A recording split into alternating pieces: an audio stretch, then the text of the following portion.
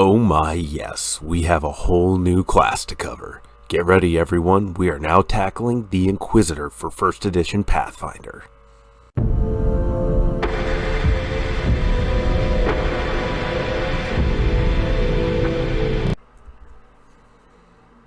Hello everyone, and welcome back down here to the Gamer's Den with me, your host, Jordan, your master of lore and storyteller extraordinaire. Happy to have you joining me today as we begin covering a new class for 1st edition Pathfinder, and as I said in the intro, we are covering the Inquisitor. That's right, we are going to be digging through the ditches and burning through the witches. So, let's go ahead and get started. Well, before we get started here, if you're new here to the channel, then go on down there, hit the subscribe button, join the Inquisition, and become a regular member here at the Gamer's Den. Or, if you've already made yourself part of such a legendary order, then go on down, hit the like button, and share the video far and wide. But now, let's start talking about what you want to start going through in order to build an Inquisitor. And, as always, we start off with the different race options that you have here. And to begin with, we have the Orahead. +2 to strength and wisdom stats we will both be relying on quite a bit throughout. You will also be taking a -2 penalty to charisma, and you are getting a 20-foot speed. Not great, but still not the worst thing to have ever either. You also have 5 acid resistance, dark vision out to 60 feet, which is fantastic, and picking the mostly human trait for to replace your subtype will open up the path towards getting the human's favored class bonus, which in this case gets you extra spells. Definitely handy to have, even if you're only casting in a backup or buffing capacity.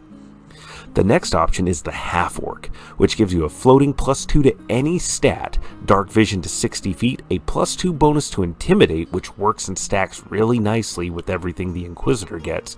You also get Orc Ferocity, which is where if you drop down into the negative hit point totals, but haven't hit -10, you're still able to take one more action before you drop, collapse, and begin bleeding out.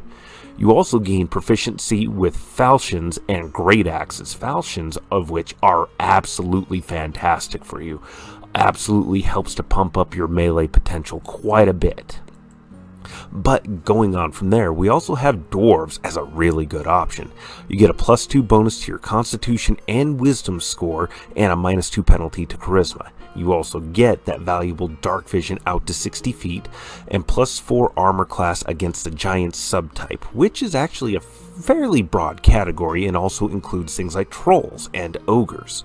You also get a +2 bonus on saves versus poisons, spells, and spell-like abilities, a +4 combat maneuver defense against bull rushing and trip attempts, a +1 attack versus goblins and orcs, proficiency with battle axes, heavy picks, and warhammers. So all the way around, some really nice options. In particular, some nice defensive options there with the bonus for saves against spells and spell-like abilities. And lastly, we have another race option here. It's one that I keep saying for every class is always going to be a good choice, and that's humans. Get another floating +2 to any stat, and we're going to lean more into strength. You gain a bonus feat, which is great for a combat-oriented but feat-starved class like the Inquisitor. 1 extra skill rank at 1st level and each level thereafter. And your optional favored class bonus is that 1 extra spell from the Inquisitor's spell list, which is absolutely great for you to have. More access to more spells will always be useful for you. But, of course, after you've picked out which race you want to go with, you need to array your stats, and this particular setup here assumes you have a 25-point buy before any stat modifiers are applied. If you're rolling for your stats, however, you want to follow this array in terms of its importance. We're going to lean into strength, being a melee build. I love my melee builds. Then we really want to follow up next with wisdom, which is still pretty dang important. Constitution is going to be the next most important because, well, you're going to need those hit points to survive. Dexterity will help you avoid being hit as often, boost your initiative, several of your skills, your reflex saves. Intelligence will be important because while this class actually does get a fair number of skill ranks at each level, you don't want to be taking major penalties to that.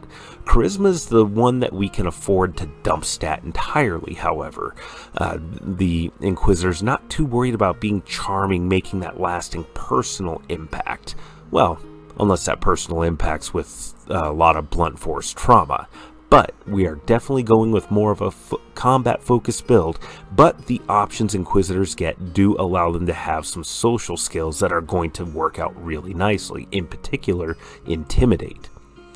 And then from there, we move on to the traits you want to select. There's a whole suite, a whole array of what's going to be useful for you, but overall, these following two are pretty much top tier for a lot of different classes.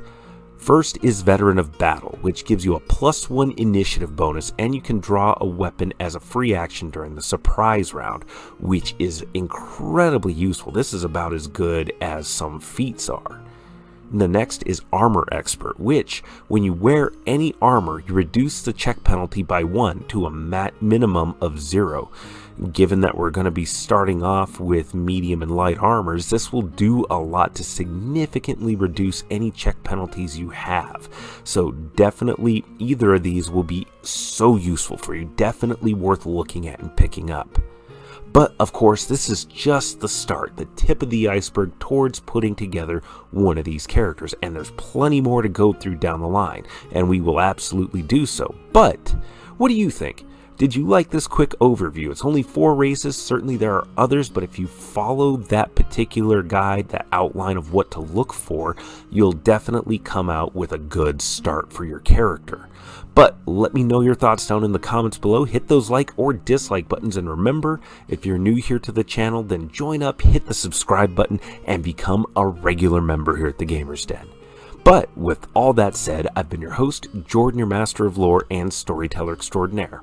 Thank you all so very much for your time, and you all have yourselves a good night.